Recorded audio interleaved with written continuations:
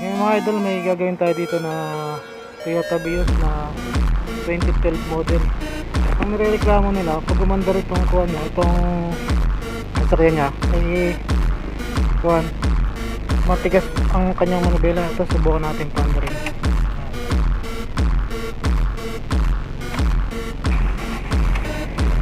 Yan, pansin nyo mga idol, yan, tigas na manubela niya, tigas na sutil. Yan, pinaklas nila itong kuha niya, module niya, eh ganun pa rin, wala namang problema rito. Pero dito, ang naobserbahan ko dito mga idol, so pag ino natin tong kanyang ignition, yan, may battery sign, yan, tapos tanda natin, yan o, biglang nagkakaroon, biglang nawawala. Ibig sabihin nawawala yung ignition ng battery indicator. Ayan mga idol, oh.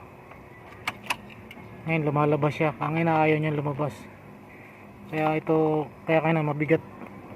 Yan ang problema niya. Nawawala ng ignition itong supply.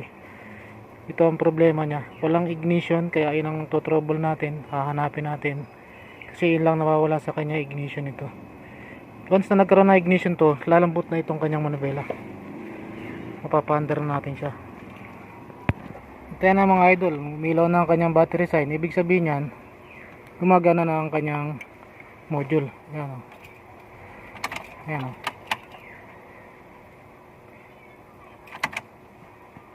Ayan mga idol, nakapix na ang kanyang ilaw. Ngayon, i-start natin siya.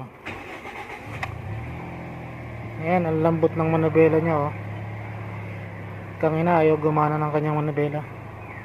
Ayan, ibig sabihin yan, i-ignition niya sa relay nawawala. Siya nagkakaroon, minsan nawawala. Ayan. Kaya yun ang hinahanap natin. Nilagyan natin ng fuse, inayos natin ng kanyang fuse. Yun lang mga idol, maraming salamat. Thank you for watching. Okay na siya, malambot na.